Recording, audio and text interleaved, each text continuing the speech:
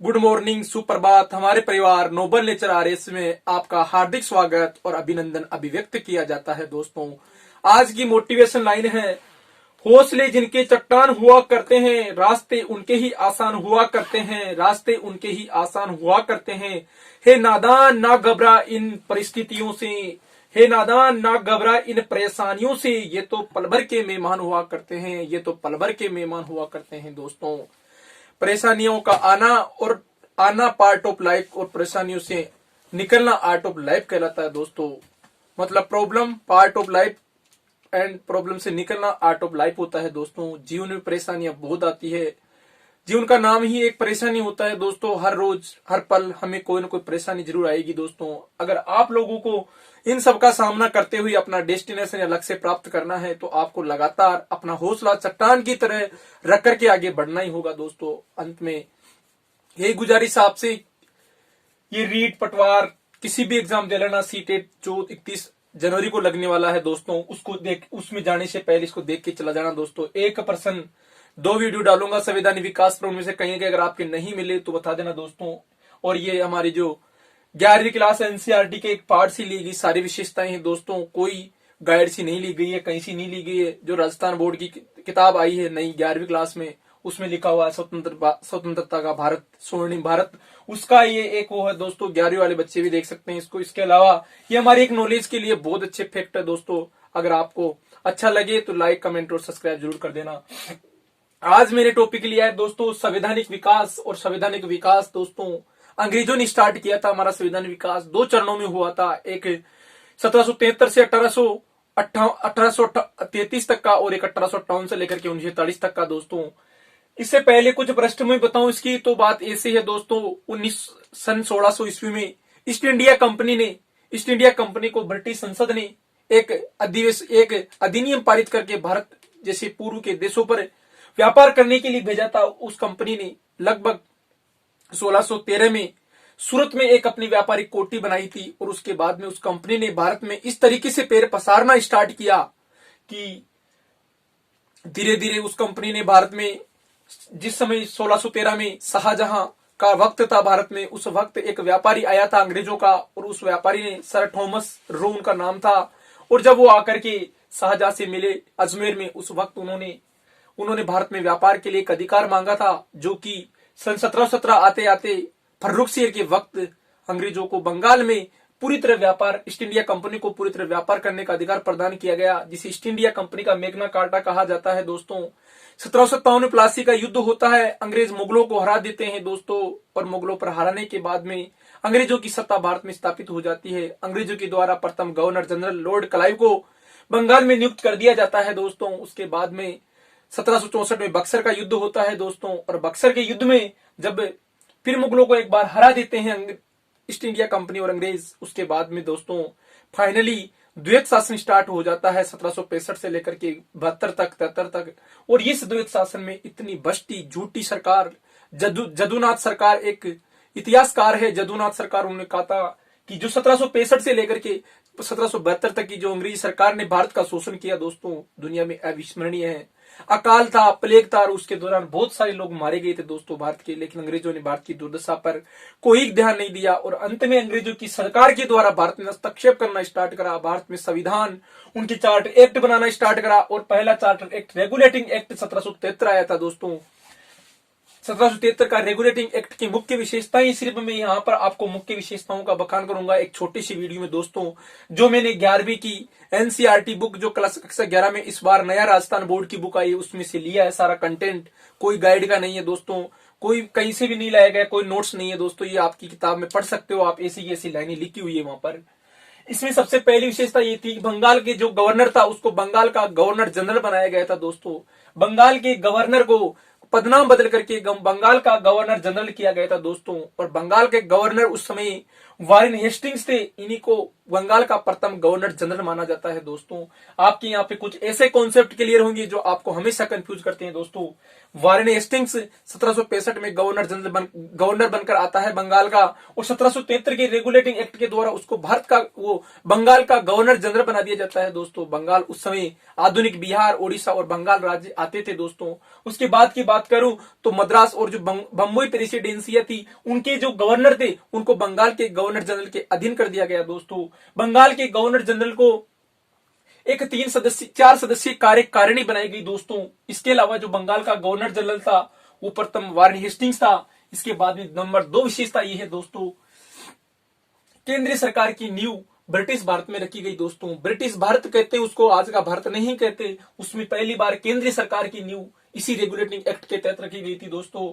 तीसरी विशेषता है, ईस्ट इंडिया कंपनी के भारत प्रशासन पर संसद नियंत्रण की शुरुआत हो गई दोस्तों। ईस्ट इंडिया कंपनी पर, जो ईस्ट इंडिया कंपनी थी दोस्तों, उसके ऊपर इसलिए कंपनी को भारत प्रशासन पर संसद नियंत्रण की शुरुआत हो गई दोस्तों। वहां की ईस्ट इंडिया कंपनी पर जो भारत नियंत्रण चल रहा था उस पर संसद का नियंत्रण आरंभ हो गया दोस्तों। और इसके अंतर्गत संसद के नियंत्रण के तहत वहां की संसद में एक कोर्ट ऑफ डायरेक्टर बिठाया जाता था दोस्तों, यानी कि नियंत्रक मंडल की स्थापना की गई। वहां की संसद में जो ईस्ट इंडिया कंपनी के ऊपर निगरानी रखता था और ईस्ट इंडिया कंपनी के ऊपर हस्तक्षेप करने लग गया था। उसके बाद की बात करूं तो प्रथम सुप्रीम कोर्ट की स्थापना की जाती है दोस्तों। कलकत्ता में सुप्रीम कोर्ट की स्थापना 1774 में होती है दोस्तों। 1774 में होती है दोस्तों। और इसका प्रथम जो न्यायाधीश था वो एलिजा इम्पे था दोस्तों, याद कर लेना, एलिजा इम्पे। प्रथम इसका जो मुख्य न्यायाधीश था वो एलिजा इम्पे ही था दोस्तों, ये अंग्रेज था।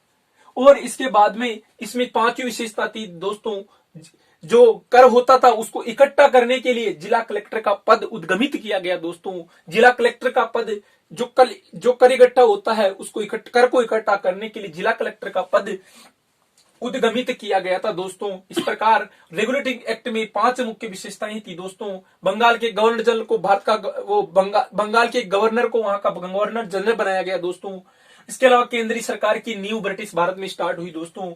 ईस्ट इंडिया कंपनी को भारत प्रशासन पर नियंत्रण के लिए नियंत्रण बोर्ड की स्थापना की गई दोस्तों। इसके अलावा सुप्रीम कोर्ट की स्थापना की गई दोस्तों बंगाल में। इसके अलावा जिला कलेक्टर के पद उद्गमित किया गया। इसके बाद में आया दोस्तों 1781 का सेंटलमेंट एक्ट या बंदोबस्त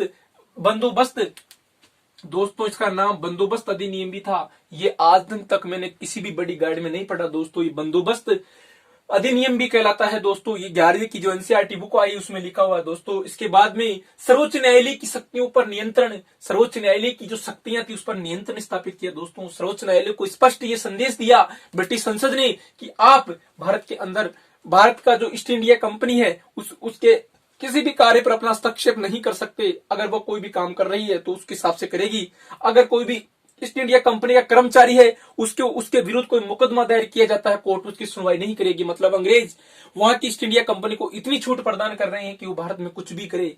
ये कुछ समय हस्तक्षेप करने लग गई थी। इस हस्तक्षेप समाप्त करने के लिए 1781 का सेंटलमेंट एक्ट आया था दोस्तों। सर्वोच्च न्यायालय को कहा गया कि आप प्रशासनिक कोई भी अधिकारी है उसके ऊपर कोई भी केस की सुनवाई नहीं कर सकते। इसके अलावा कहा जाता है कि ईस्ट इंडिया जो सर्वोच्च न्यायालय है उसकी शक्तियों पर नियंत्रण स्थापित करने के लिए आया था दोस्तों। इसके अलावा ईस्ट इंडिया कंपनी द्वारा बनाए गए कानूनों पर भारतीय परंपरा व रीति रिवाजों का सम्मान करने की बात कही गई दोस्तों। इसने ये कहा, इस एक्ट ने, कि जो ईस्ट इंडिया कंपनी जो प्रशासन बना रही है, जो नियम बना रही है, जो विधियां बना रही है, वो भारत के परंपरा और सामाजिक रीति रिवाजों के विरुद्ध नहीं बनाए जाने चाहिए दोस्तों। कहने में तो सही कह रहे हैं, लेकिन ऐसी सामाजिक रीति रिवाजों को तो इस तरीके से दरकिनार किया गया, लेकिन था भी वास्तविकता दोस्तों। जैसे लॉर्ड विलियम बेंटिक के प्रयासों से भारत में सती प्रथा का विरोध करके सती प्रथा को समाप्त किया गया। आज दोस्तों हमारा समाज एक उन्नति की ओर अग्रसित है। नहीं तो ऐसा माना जाता था कि अगर कोई किसी पत्नी का पति मर गया तो उसके बाद में उसका जीने का कोई अधिकार नहीं है, उसको सती प्रथा कहा जाता है दोस्तों। एक डाकन प्रथा हुआ करती थी जो 1843 में बंद हुई थी, 1832-33 में बंद हो गई थी दोस्तों। उस डाकन प्रथा को भी अंग्रेजों के प्रयासों से ही बंद किया गया दोस्तों। इसके बाद में मैं बात करने जा रहा हूं दोस्तों 1784 का पिट्स इंडिया एक्ट और 1784 का जो पिट्स इंडिया एक्ट था दोस्तों। इसमें क्या हुआ, बीओसी बोर्ड ऑफ कंट्रोल की स्थापना की गई दोस्तों। पहले थी कंट्रोल ऑफ डायरेक्टर की स्थापना हुई थी दोस्तों, अब हो रही है बोर्ड ऑफ कंट्रोल की स्थापना। बोर्ड ऑफ कंट्रोल, यानी कि ऐसा बोर्ड जो कंट्रोल नियंत्रण करेगा राजनीतिक कार्यों के लिए। और ये बोर्ड ऑफ कंट्रोल काम करता था दोस्तों राजनीतिक कार्यों के लिए, राजनीतिक जो काम थे उनके लिए करता था। इसके अलावा कंपनी अधिकृत प्रदेश पहली बार ब्रिटिश अधिकार भारतीय प्रदेश कहलाई दोस्तों। इसमें इस एक्ट के द्वारा पहली बार जो कंपनी के जो अधिकृत क्षेत्र थे उनको पहली बार ये कहा गया कि ब्रिटिश अधिकृत हो चुके हैं भारतीय क्षेत्र, ब्रिटिश के अधिकार में आ चुके हैं वो क्षेत्र, जैसे बंगाल था, ओडिशा था, बिहार था, इन सबको बंगाल कहा जाता था। इसके अलावा मद्रास थी, बंबई थी, इनको पहली बार ये कहा गया कि ये ब्रिटिश अधिकृत भारतीय संघ के क्षेत्र हो गए हैं। इसके बाद की बात बताऊं तो इसमें मुंबई मद्रास गवर्नरों को, उसमें पहले सिर्फ बंगाल का गवर्नर जनरल काउंसिल बना सकता था, 4-4 सदस्य की बात कही थी रेगुलेटिंग एक्ट में। लेकिन 1784 का एक्ट ये कहता है कि बंबई और जो मद्रास 2 प्रेसिडेंसियां थी जहां पर गवर्नर कार्य कर रहे थे, उन गवर्नरों के लिए 3-3 सदस्य की काउंसिल बनाई जाएगी, 3-3 सदस्यों की काउंसिल बनाई जाएगी। ये प्रावधान हुआ 1784 के एक्ट में दोस्तों। और इसी में द्वैत शासन प्रणाली प्रारंभ होगी दोस्तों। बीओडी और बीओसी दोनों अलग अलग कार्य करने लगे। बीओसी का काम तो था दोस्तों बोर्ड ऑफ कंट्रोल नियंत्रण करना, और बीओडी का मतलब था दोस्तों निदेशक मंडल, यानी कि ये विधायी कार्यों को देखना। राजनीतिक कार्य और वाणिज्यिक कार्यों को अलग किया गया दोस्तों। राजनीतिक कार्य वे कार्य होते हैं जो प्रशासन बनाने से जो नियम बनाने काम आते हैं, और प्रशासनिक कार्य और राजनीतिक कार्यों को अलग किया गया दोस्तों। इसके बाद का 1786 का एक्ट दोस्तों आप किसी भी बुक में नहीं पढ़ा होगा, आपको एक अटपटा लग रहा होगा, लेकिन 1786 में एक सेंटलमेंट एक्ट आया था दोस्तों। 1786 की चार्टर एक्ट, जो कि हमने 11वीं की बुक में पढ़ा है मैंने, गवर्नर जनरल को विशेष परिस्थितियों में अपने परिषद के निर्णय रद्द करने और अपने निर्णय लागू करने का अधिकार दिया गया दोस्तों। बेहद इंपॉर्टेंट विषय दोस्तों। जो गवर्नर जनरल था बंगाल का, उसको विशेष परिस्थितियों में अपनी जो परिषद थी, काउंसिल थी, उसके निर्णयों को बदलने और उसको लागू और खुद के निर्णय लागू करने का अधिकार प्रदान किया गया था दोस्तों। बहुत मस्त है दोस्तों, आपको किसी भी गाइड में नहीं मिलेगा। जहां तक कि एम लक्ष्मीकांत, जो कि यूपीएससी सर्विस सेवा के लिए बनाई गई बुक है, उस लक्ष्मीकांत में भी ये फैक्ट नहीं है दोस्तों। इसके अलावा गवर्नर जनरल को मुख्य सेनापति की शक्तियां दी गई दोस्तों। वेरी इंपॉर्टेंट है कि मुख्य सेनापति की शक्तियां गवर्नर जनरल को 1786 के सेंटलमेंट एक्ट के तहत दी गई दोस्तों। उसके बाद की बात करूं 1793 और 1793 में आपको पता होगा लॉर्ड कॉर्नवालिस भारत के वायसराय थे, और उस वक्त भारत में एक स्थायी बंदोबस्त व्यवस्था लागू हुई थी दोस्तों। उस वक्त एक चार्टर एक्ट आया था, और उस चार्टर एक्ट में सीओडी की जो सदस्यों का वेतन था वो भारतीय कोष से देना स्टार्ट हुआ दोस्तों। जो नियंत्रण मंडल बनाया गया था, कोर्ट ऑफ डायरेक्टर बनाया गया था, उन सदस्यों को वेतन भारतीय कोष से देना आरंभ हुआ था दोस्तों। भारतीय कोष से देना आरंभ हुआ था। उसके बाद की बात करूं कि गवर्नर काउंसिल सदस्यों की योग्यता का निर्धारण, गवर्नर जो काउंसिल है उसकी जो सदस्यों की योग्यता का निर्धारण होता है वो भी इसी एक्ट 1793 के एक्ट के तहत किया गया दोस्तों। और इसमें सीओडी के जो सदस्य उनका वेतन भारतीय कोष से देना आरंभ हुआ दोस्तों। और पहली बार गवर्नर जो काउंसिल थी उसके सदस्यों की योग्यता भी निर्धारित की गई, और वह योग्यता ये थी कि 12 वर्ष तक अगर भारत में कोई भी कार्य करने का एक्सपीरियंस होगा, उसी व्यक्ति को, उसी व्यापारी को गवर्नर जनरल की काउंसिल में शामिल किया जाएगा दोस्तों। ये योग्यता का निर्धारण यही हो जाता है दोस्तों 1793 में चार्टर एक्ट में। इसके बाद में दोस्तों महत्वपूर्ण चार्टर एक्ट आता है 1813 का। ये एक्ट आपको सीधा 1784 के बाद में 1813 का चार्टर एक्ट मिलता है। आप एम लक्ष्मीकांत पढ़ो चाहे और कोई गाइड लेके पढ़ना। इसमें जो 2 महत्वपूर्ण एक्ट थे उनके बारे में नहीं दिया गया है दोस्तों कहीं पर भी। 1813 का चार्टर एक्ट जो कि कंपनी का व्यापार पूर्णतः समाप्त करने के लिए लाया गया था दोस्तों। लेकिन चाय और चीनी का व्यापार छोड़ करके जो ईस्ट इंडिया कंपनी व्यापार कर रही थी उसके संपूर्ण व्यापार पर पूरे ब्रिटिश लोगों को व्यापार करने का अधिकार दे दिया गया। चाय और चीनी के ऊपर ही एकमात्र कंपनी का अधिकार रहा था दोस्तों। और इसमें जो 1813 का चार्टर एक्ट है, इसमें 1 लाख प्रावधान शिक्षा के लिए किया गया दोस्तों। 1 लाख रुपए का बजट भारत में शिक्षा के ऊपर खर्च करने की बात कही दोस्तों। पहली महत्वपूर्ण विशेषता ये थी। इसके बाद में ईसाई मशीनरियों को भारत में जाकर ईसाई धर्म की प्रचार प्रसार की अनुमति दी गई दोस्तों। ईसाई मशीनरियों को, ईसाई जो मिशनरी थे, ईसाई जो पादरी थे, उनको भारत में जाकर ईसाई धर्म के प्रचार प्रसार की बात की अनुमति दी गई दोस्तों। और चाय और चीनी को छोड़कर व्यापारी के जो एकाधिकार ईस्ट इंडिया कंपनी का था उसको समाप्त कर दिया गया। कोई भी ब्रिटेन का व्यक्ति भारत में आकर के व्यापार कर सकता है, ये इसका मतलब है लाइन का दोस्तों। उसके बाद में आता है 1833 का चार्टर एक्ट। 1833 का चार्टर एक्ट दोस्तों बेहद इंपॉर्टेंट है। इसमें जो बंगाल का गवर्नर जनरल था उसको भारत का गवर्नर जनरल बना दिया जाता है दोस्तों। भारत का गवर्नर जनरल बना दिया जाता है दोस्तों। बंगाल के गवर्नर जनरल को भारत का गवर्नर जनरल बना दिया जाता है दोस्तों। और उस समय बंगाल के governor general Lord William Bentinck थे, जिन्होंने 1829 में भारत में सती प्रथा को गैर कानूनी घोषित किया था दोस्तों, और सती प्रथा पर पूर्णतः बैन लगाया था। राजा राममोहन राय के प्रयासों से दोस्तों, राजा राममोहन राय को भारत के पुनर्जागरण का पिता कहा जाता है दोस्तों।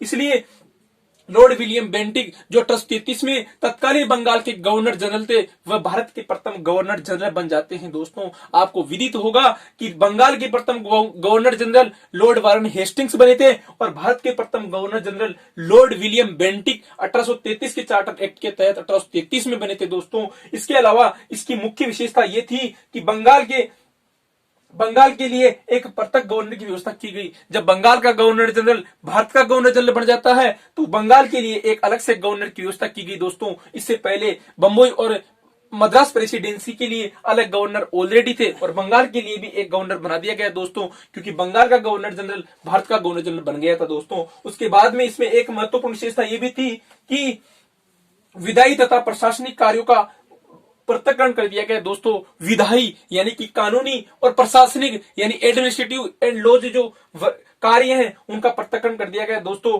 कंपनी की कर्मचारियों की नियुक्ति प्रतियोगी परीक्षा पर, कंपनी के जो कर्मचारी थे उनकी नियुक्ति प्रतियोगी परीक्षा के आधार पर करवाने की बात कही गई दोस्तों। जो कंपनी की जो व्यक्तियों की नियुक्ति होती थी, वह उन कर्मचारियों की जो नियुक्ति होती थी उसको परीक्षा के आधार पर कराना स्टार्ट किया दोस्तों। इसके अलावा इसकी मुख्य विशेषता थी कि व्यापार पर जो ईस्ट इंडिया कंपनी का अधिकार था उसको पूर्णतः समाप्त कर दिया गया दोस्तों। 1813 के एक्ट में चाय और चीनी को छोड़ दिया गया था, लेकिन 1833 के चार्टर एक्ट में पूर्णतः चाय और चीनी के साथ साथ संपूर्ण ईस्ट इंडिया कंपनी के व्यापार को समाप्त कर दिया गया। और कभी भी जो ईस्ट इंडिया कंपनी का जो अधिनियम था, जो अधिकार दे रखा था ब्रिटिश संसद को, कभी भी वो संसद वापस ले सकती थी। जिसका परिणति दोस्तों एक और एक्ट आता है 1853 में, वुड डिस्पैच एक्ट दोस्तों।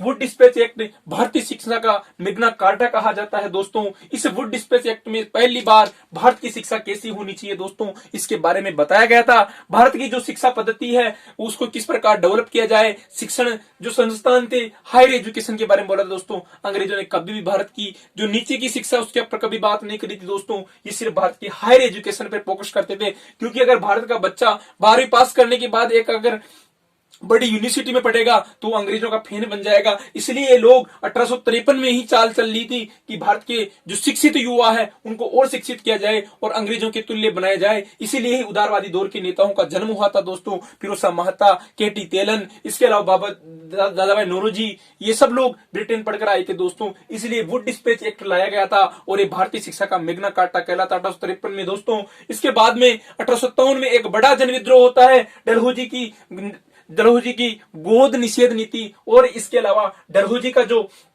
डलहौजी की गोद निषेध नीति और फूट डालो और राज करो की नीति थी, उसके परिणाम स्वरूप भारत में 1857 में एक विद्रोह होता है जिसे 1857 की क्रांति के नाम से जाना जाता है। लेकिन दोस्तों ये क्रांति नहीं थी, ये कहीं न कहीं एक भारत में असंगठित रूप से चलाया गया एक आंदोलन था, जो कि अंग्रेजों के द्वारा अलग अलग स्थानों पर अलग अलग समय पर कुचल दिया गया दोस्तों। और भारतीय जो लोग थे, भारतीय लोगों को पूरी तरह प्रताड़ित कर दिया गया अंग्रेजों के द्वारा। और 1858 में पहला भारत शासन अधिनियम ब्रिटिश गवर्नमेंट लाई, और उसमें जो भारत शासन अधिनियम था पहला 1858 का, उसके बारे में हम विस्तृत चर्चा अगले वीडियो में करेंगे दोस्तों। 1858 में भारत के अंतिम गवर्नर जनरल लॉर्ड कैनिंग थे दोस्तों, और लॉर्ड कैनिंग जो अंतिम गवर्नर जनरल थे उसका पदनाम परिवर्तित करके और भारत का वाइसराय कर दिया गया था दोस्तों। इस प्रकार मैंने 3 जनरल बताए आपको। पहला बंगाल का गवर्नर कौन बना, ये बना था लॉर्ड क्लाइव बना था दोस्तों 1757 में। फिर बंगाल का गवर्नर जनरल कौन बना, तो बंगाल का गवर्नर जनरल दोस्तों